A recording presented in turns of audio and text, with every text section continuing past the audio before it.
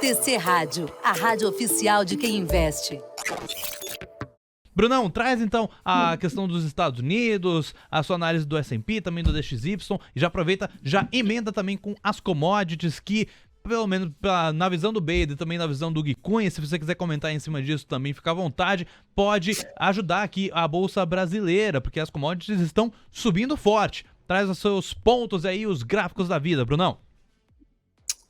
Sim, Diegão, eu começo com o DXY, vou deixar para comentar sobre commodities logo na sequência, pessoal, mas assim, já falando delas, não acho que o protagonismo hoje vai estar para DXY, curva de juros americana ou o S&P, então um pouco para o petróleo e para o minério. Acho que a gente vai ter que olhar muito com carinho entre Rússia e Ucrânia e o acordo do Mar Negro e os grãos. Como a gente não tem uma Vale que faz extração de soja e principalmente de trigo aqui no Brasil, a nossa bolsa não é tão impactada. Então, vocês que seguem o ETF CRB, que pega ali boa parte das commodities negociadas no mercado, inclusive metálicas e também petróleo, esse cara subiu e a gente não.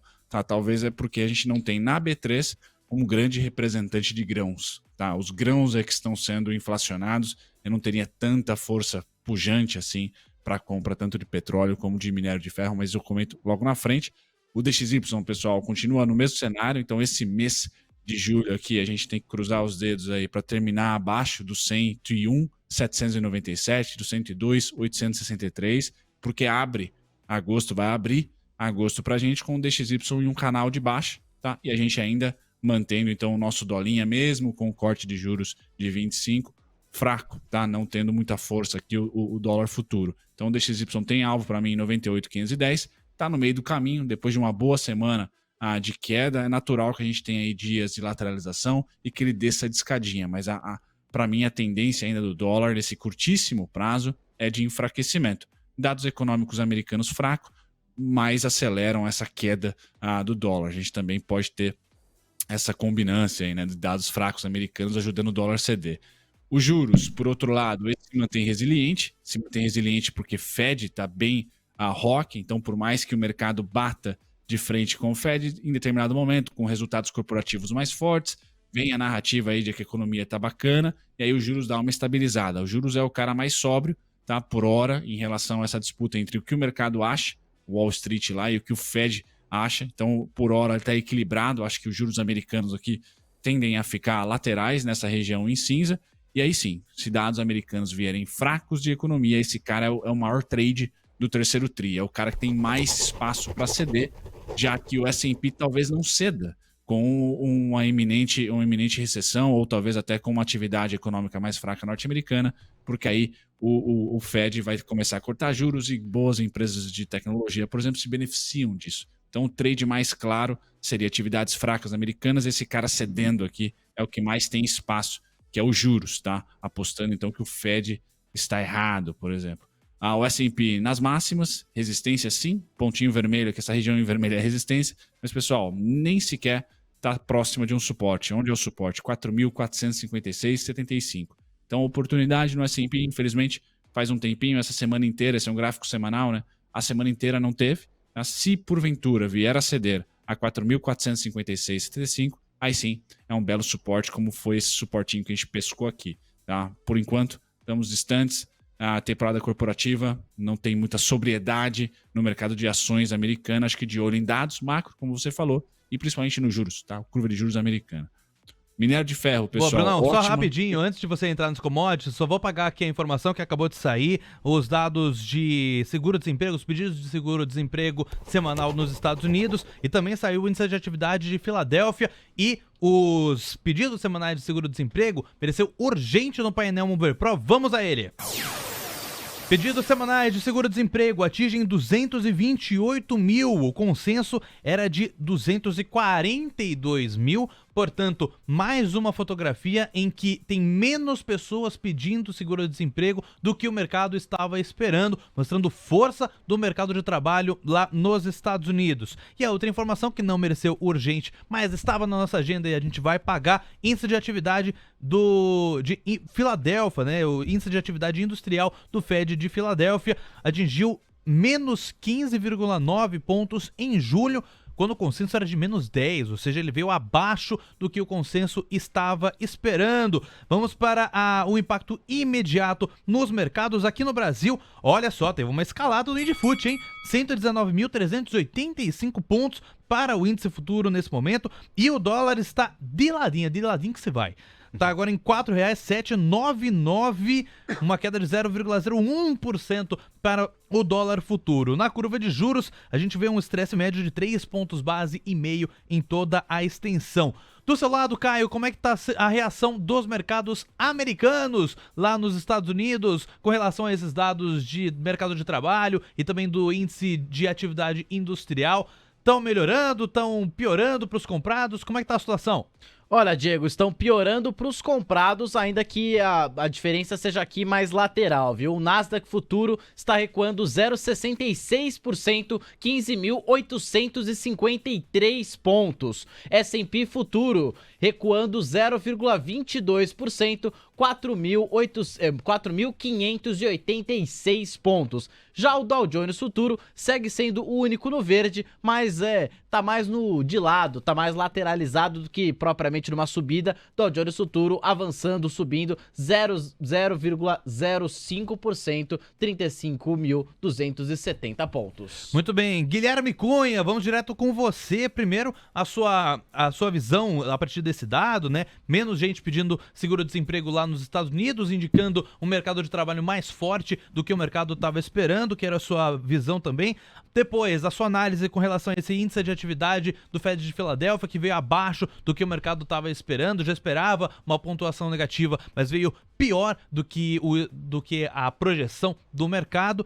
E depois eu quero que você comente também essa reação do índice futuro, porque ele deu uma encorpada nos últimos minutos, chegou a tocar na máxima intradiária em 119.395 pontos, agora está bem pouco abaixo disso, 0,64% de ganho, 119.385 pontos. Vou seguir? Boa, vamos lá, Diegão. O dado não saiu distorcido, a ponto de a gente realmente fazer alguma mudança da trajetória. A leitura é perfeita, né? Então, menos pessoas pedindo o seguro-desemprego traduz num aquecimento imparável da economia americana. Então, isso cada vez mais vem trazendo uma perspectiva das falas, né, dos Fed Boys, assim como também da alta do 0,25 e se vai ter mais um 0,25 para controle do movimento inflacionário, mas não impacta no que diz respeito à trajetória do dia. A intensificação acabou ficando mais no dólar. Eu acho que o câmbio nosso aqui foi a grande notícia. O índice, apesar de ter ido romper as máximas, né, o seu range de preço, quanto ele está andando é muito pouco,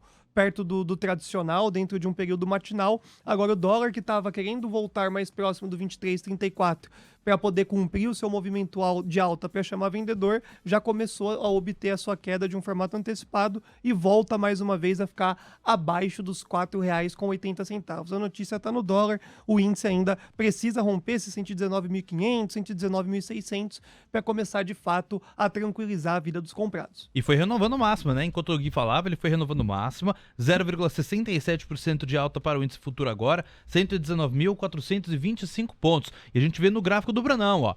Já está se aproximando, o índice futuro já está se aproximando do ponto de resistência, ó, máximo intradiário para o índice futuro de novo. Ó, chegou a tocar 119.455 pontos. E agora ele está se aproximando cada vez mais desse primeiro ponto de resistência do Brunão que o Gui estava falando. Então 119.650 pontos é o alvo nesse curto espaço de tempo. Então, batendo lá, aí a gente vai ver como o mercado vai reagir. Se vai romper essa resistência, que nem ele tá rompendo máximo agora, rompendo máximo atrás de máximo, chegou a tocar 119.480, inclusive, o índice futuro.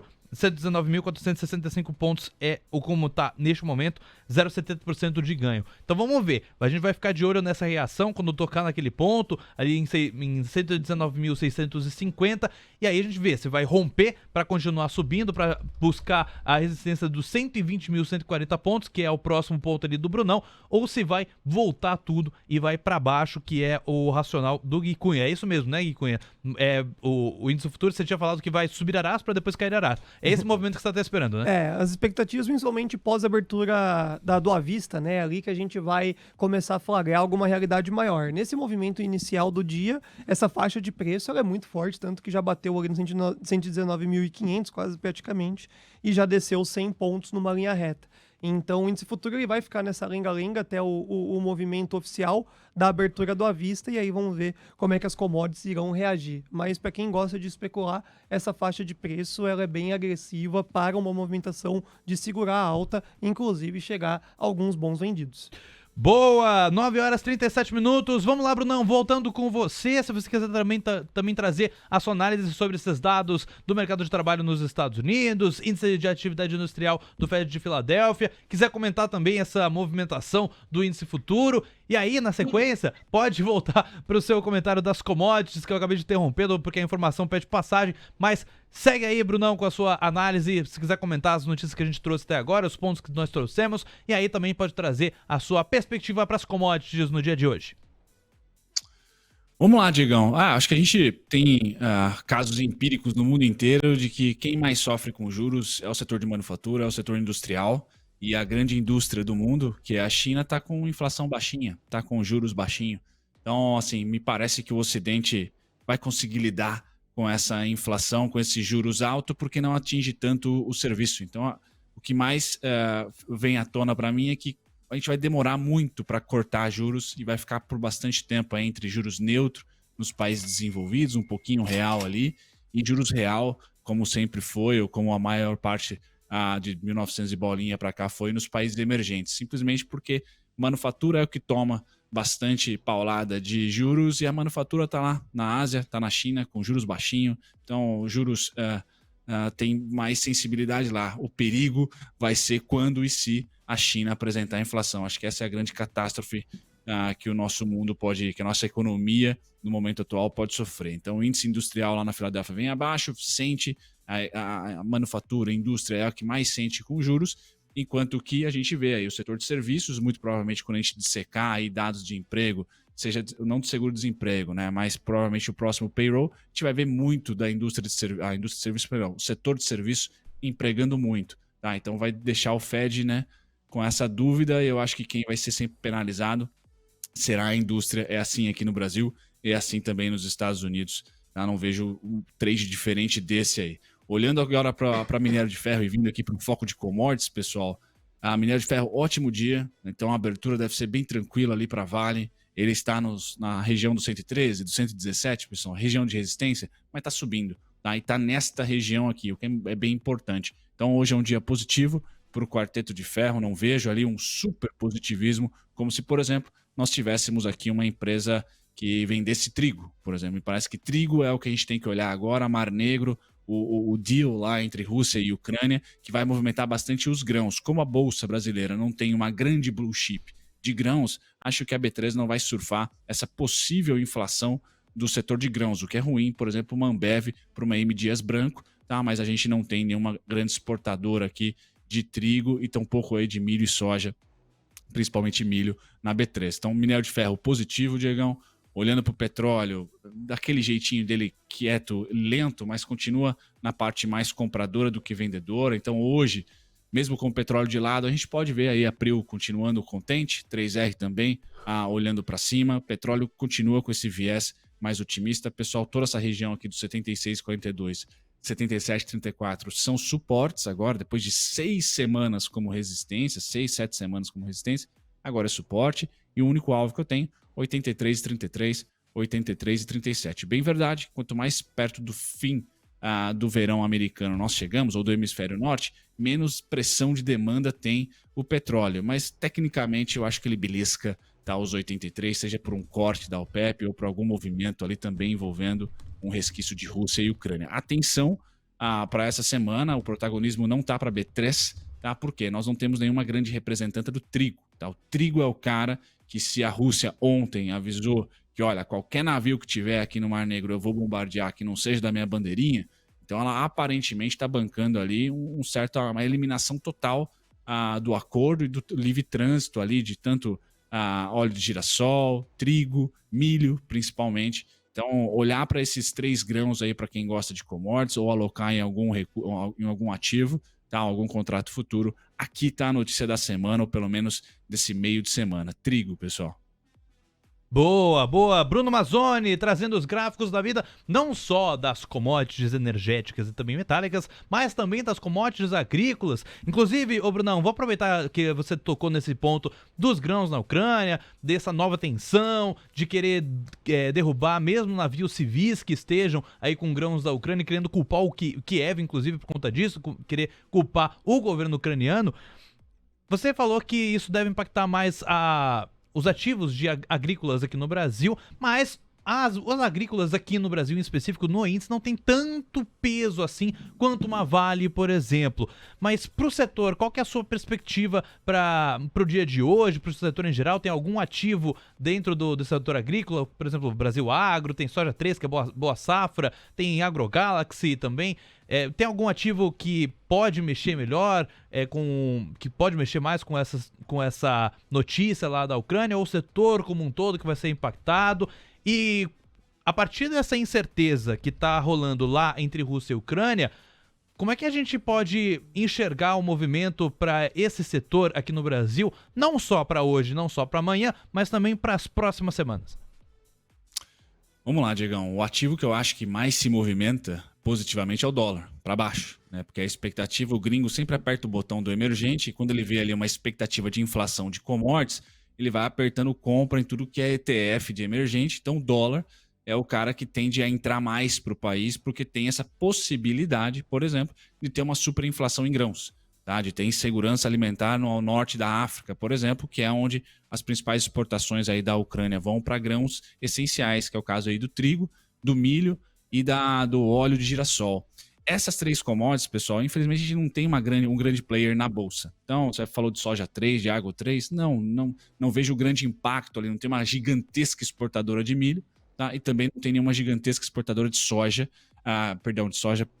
trigo aqui no Brasil. Então, tanto trigo como milho a gente não está muito bem representado e são os grãos que mais são impactados. Eu acho que o botão gordo vermelho aí de emergentes é o que mais deve impactar e isso vem no dólar. Tá? Então a expectativa é de mais dólar para emergentes, exportadores de commodities, por essa iminência aí dos grãos contaminarem as commodities como um todo. Então, para a Bolsa especificamente, eu estou com o gráfico da M. Dias Branco, eu acho que talvez a parte oposta, né? M. Dias pode ver ali o farináceo ficar mais caro, tá? E um pouquinho de Ambev também pode ver, agora que a Camil entrou em farináceo, em biscoitos, também pode ter alguma inflação dos seus custos fixos, mas isso vai aparecer no terceiro tri. O trigo está subindo agora, pessoal, não vai ser nesse resultado aqui de julho e agosto que vai aparecer, não, vai ser em outubro, novembro, tá no terceiro tri. Então eu olharia já com uma precificação mais amarga aí, por exemplo, da M. Dias Branco, acho que é a que mais sofre caso o trigo, tá,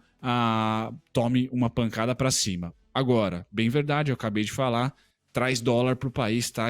A expectativa de dólar para emergente. Então, se o trigo sobe e o dólar cai, meio que fica num hedge ali para M. Dias Branco. Para resumir, Diegão, não vejo nenhum grande impacto esse tema do Mar Negro na Bolsa Brasileira. Um grande impacto, sem dúvida nenhuma, na economia real, principalmente na economia real de países do norte da África, até ali da Europa. Turquia é um grande player que a gente vai ter que olhar com carinho ali, como que sempre fez essa interlocução entre Rússia e Kiev, né, e Ucrânia. Então é um momento ali que infelizmente nossa bolsa não tem um protagonista, vai ter que pular por uma outra bolsa ou de repente operar contratos futuros aí de commodities. TC Rádio, a rádio oficial de quem investe.